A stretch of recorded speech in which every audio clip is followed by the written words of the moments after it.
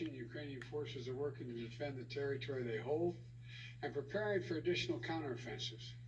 To liberate their land, they need to be able to counter Russia's evolving tactics and strategy on the battlefield in the very near term. They need to improve their ability to maneuver in open terrain, and they need an enduring capability to deter and defend against Russian aggression over the long term. The Secretary of State and the Secretary of the military behind me they've been deeply involved in this whole effort. Armored capability, as General Austin will tell you, has been critical. And that's why the United States has committed hundreds of armored fighting vehicles to date, including more than 500 as part of the assistance package we announced last Friday. And today I'm announcing that the United States will be sending 31 Abrams tanks to Ukraine, the equivalent of 1 Ukrainian battalion. Secretary Austin has recommended this step because it will enhance the Ukraine's capacity to defend its territory and achieve its strategic objectives. The Abrams tanks are the most capable tanks in the world. They're also extremely complex to operate and maintain. So we're also giving Ukraine the parts and equipment necessary to effectively sustain these tanks on the battlefield. And we'll begin to train the Ukrainian troops on these issues of sustainment, logistics, and maintenance as soon as possible. Delivering these tanks to the field is going to take time. That we'll use to make sure the Ukrainians are fully prepared to integrate the Abrams tanks into their defenses. We're also closely coordinated this announcement with our allies. The American contribution will be joined by an additional announcement, including that will be readily available and more easily integrated for use in the battlefield in the coming weeks and months from other countries. I'm grateful to Chancellor Schultz for providing German Leopard 2 tanks and will lead an effort to organize a European contribution of 2 tank battalions for Ukraine. I want to thank the Chancellor for his leadership and his steadfast commitment to our collective efforts to support Ukraine. Germany has really stepped up. The Chancellor has been a strong voice for unity, a close friend, and for the level of effort we're going to continue. Supporting Ukraine's ability to fight off Russian aggression to defend its sovereignty and territorial integrity is a worldwide commitment. Not just it's a worldwide commitment. Last week, in Germany, Secretary Austin convened the Ukraine Defense Contact Group for the 8th time. This group is made up of some 50 nations, each making significant contributions of their own to Ukraine's integrity. Each fully committed to making Ukraine remain strong and independent and able to defend itself against Russian threats and violence. I want to thank every member of that coalition for continuing to step up. The UK, the United Kingdom, recently announced that it's donating Challenger 2 tanks to Ukraine. France is contributing AMX-10s, armored fighting vehicles. In addition to the Leopard tanks, Germany, like the United States, Germany is also sending a Patriot missile battery. The Netherlands is donating a Patriot missile and launchers. France, Canada, the UK, Slovakia, Norway, and others have all donated critical air defense systems to help secure Ukrainian skies and save the lives of innocent civilians who are literally the target of Russia's aggression. Poland is sending armored vehicles. Sweden is donating infantry fighting vehicles. Italy is giving artillery. Denmark and Estonia are sending howitzers. Latvia is providing more Stinger missiles. Lithuania is providing anti-aircraft guns. And Finland recently announced its largest package of security assistance to date. You may remember I was asked a while ago what I think was going to happen. And I said, I let Putin know he thought that he was going to end up with the Finlandization of Europe. Well, he's got the NATOization of Finland. He's gotten something he never intended. Together with our allies and partners, we've sent more than 3,000 armored vehicles, more than 8,000 artillery systems, more than 2 million rounds of artillery ammunition, and more than 50 advanced multi-launch rocket systems, anti-ship and air defense systems, all to help counter Ukraine's brutal aggression that's happening because of Russia. And look, today's announcement builds on the hard work and commitment from countries around the world led by the United States of America to help Ukraine defend its sovereignty and its territorial integrity. That's what this is about, helping Ukraine defend and protect Ukrainian land. It is not an offensive threat to Russia. There is no offensive threat to Russia. If Russian troops return to Russia, they'll be there where they belong. This war would be over today. That's what we all want, an end to this war in just and lasting terms. You know, our teams do not permit one nation. We're not going to allow one nation to steal a neighbor's territory by force. Our terms that preserve Ukraine's sovereignty and territorial integrity and honor the UN Charter. They're the terms we're working on. And you know, these are the terms we all signed up for, and 143 nations voted for in the United Nations General Assembly last October. So, the United States, standing shoulder to shoulder with allies and partners, is going to continue to do all we can to support Ukraine. Putin expected Europe and the United States to weaken our resolve. He expected our support for Ukraine to crumble with time. He was wrong. He was wrong. He was wrong from the beginning, and he continues to be wrong. We are united.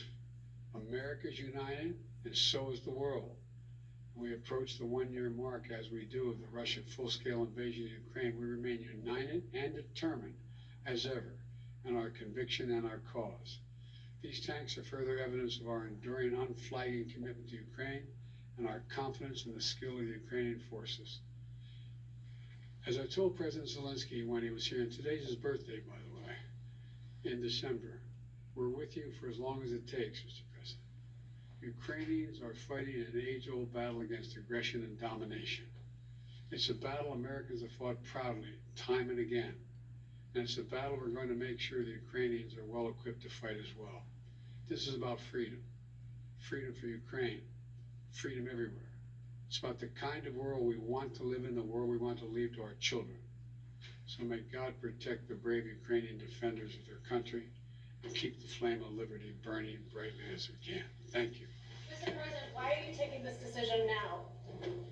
Did Germany force you to change your mind on sending tanks? Germany didn't force me to change your mind. We want to make sure we're all together. That's what we're going to do all along. And that's what we're doing right now. Thank you. Mr. President, any response to the Pence disclosures of classified documents? Sir, are the searches of your homes completed? Mr. President, when is Jeff Stein starting as your next chief of staff? Will you search a little bit? All right, we always wait until the door closes just because sometimes President Biden will turn around on his heels and take a question or so. He took that first one about the timing of this.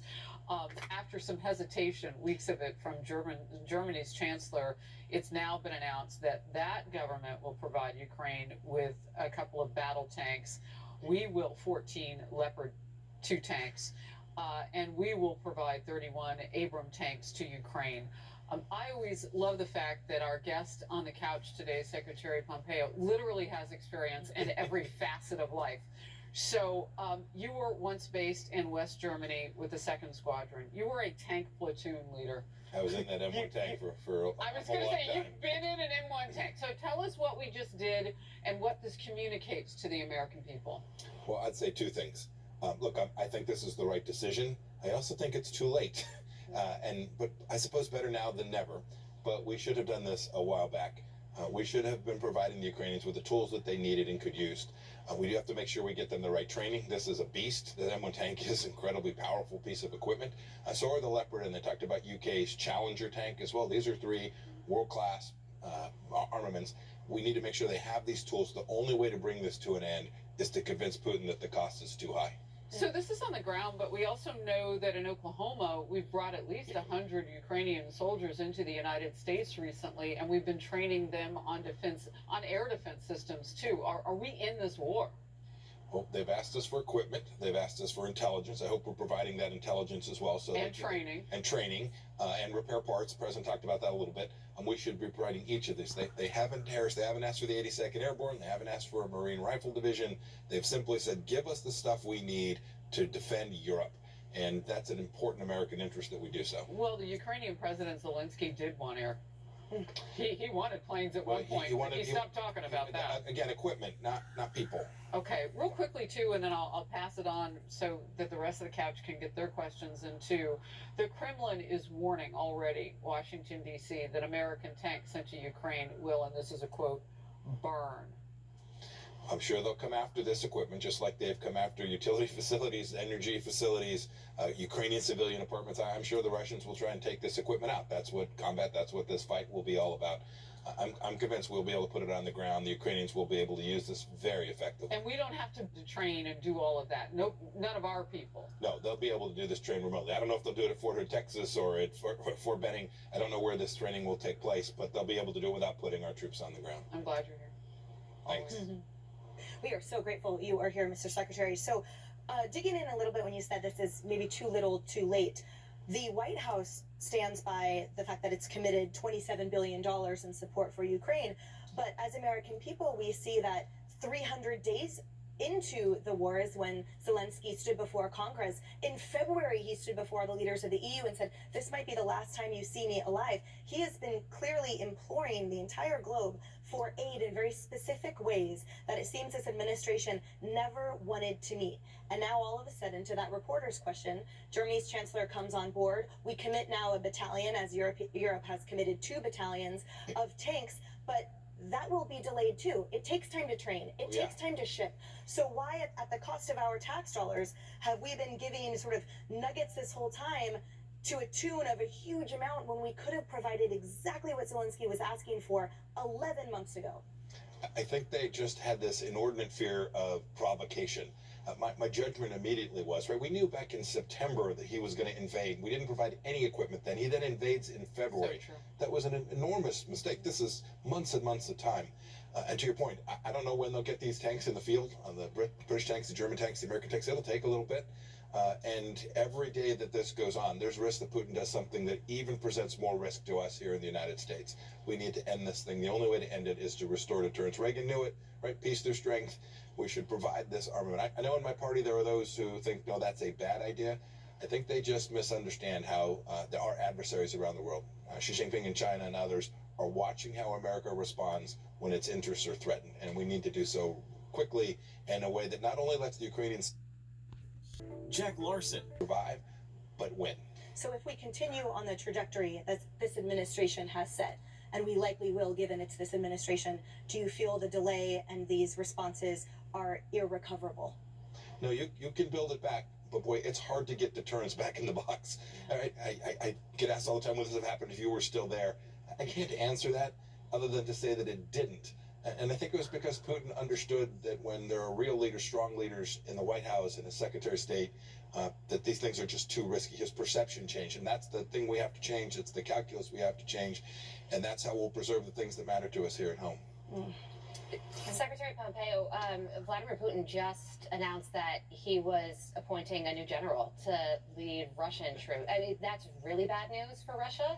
And I think a lot of people, now that this war has been playing out for, 11 months now, aren't following it nearly as closely as we once were. So where are we in this war, and where do you think it's going? So I actually have spoken to General Gerasimov, the newly appointed leader of the fight in Ukraine. He was the Russian leader in charge, the Russian military leader in charge of their battle in Syria. He was leading the Syrian efforts. We were right up against them at the Euphrates River. I know we'll talk about Never Give an Inch, my book, in a little bit, but I talk about the fact that when the Wagner Group, these same guys who were fighting in Ukraine under Gerasimov in Syria, came at American soldiers, we took them out. We demonstrated American resolve. I'm going to guess this is what we're going to have to do. Putin's not going to walk away from this because he changes his mind about greater Russia, the desire to rebuild. He's going to change his mind because he thinks the cost is too great, and we have to impose that cost. Anybody within his own country who would consider helping him change his mind? Yeah, I'm sure there are. And I'm sure we don't know exactly who they are, and I'm sure that number is increasing. Yeah, 336 days of the war in Ukraine, Tammy. Yeah. A remarkable time, but we also know there was a story kind of under the radar, strangely, but it's been a concern of the American people regarding corruption in Ukraine and being able to track the money, track the equipment, Yes. and suddenly now there was like a story about, they're dealing with generals and others where money and food and aid were all being redirected. So that becomes for the American people, as we have an open border here, as inflation continues, gas prices going up again, the wage gap happening, right? Inflation overcoming how much the wages have gone up. And yet we hear every day, it's like another 2 billion, another several billion, this, that, and the other. And so corruption and at least some clarity about being able to track this money, it seems to be impossible at this point. And would you agree, and you've touched on this, that this would not have happened if Afghanistan had not been such a catastrophe and a debacle, that signaled to everybody, now is the time to act, not just Russia, but China and Taiwan as well. What are your thoughts on that? I completely agree. Absent the debacle that had 13 Americans killed in Afghanistan, Putin doesn't feel, it's the old Southwest Airlines line, right? He felt free to move about the cabin, right? And you can't permit that. Remember, he also uttered those words. He said, well, a minor incursion, that might be okay. It seems like a long time ago, but, that's a great point. But these are green lights. If you're Vladimir Putin, it is go time. Let me come to your other thought. American people are right to be worried about accountability. Ukraine indeed has had enormous corruption. We should never forget that. We should track where this goes. The good thing is most of what we're providing them is equipment. We're not sending a lot of money. Most of the money is going for food and to help civilians. We should track that too, by the way. But the equipment we're providing, I think we can keep track of. We can know where it is. I'm sure some of it will squirrel away. But for the most part, we can follow this. And we should be fiscally responsible. I'm convinced. I hear some of my colleagues say we have to protect the border, not the American border, not the Ukrainian border. I don't believe these are choices. Right. It's not a zero-sum game. America can do these both at the same time. We did both of them at the same time. Right. And we had the southern border curtailed, and we had Europe safe and secure, and America's interests secure as well. Yeah, and under the former president, part of the administration that you were with, that was the first president in the 21st century who didn't have an incursion of a country around Russia being invaded. It could just be a coincidence. I don't believe in coincidences. I think it was because we were serious. We didn't draw red lines and then walk away from them. By the way, we didn't draw a lot of red lines. We made clear about the things that we were prepared to defend, that we weren't going to give an inch on. We knew what they were, and then if they crossed it, we made sure they understood we were serious about it. Yeah. All right, let's move to this. We are going back now to President Biden's document scandal. As we mentioned at the top of the hour, the White House is stonewalling continuously on the issue, and Americans do want answers. Secretary, I want to talk about the first tranche of papers. Like, we can get to everything else, and we can do all the world of aboutism. But within those first papers at the Penn Biden Center were those TS markings, those top secret markings. And Brett Tolman, former federal prosecutor, was on with me last hour. He goes back to this too.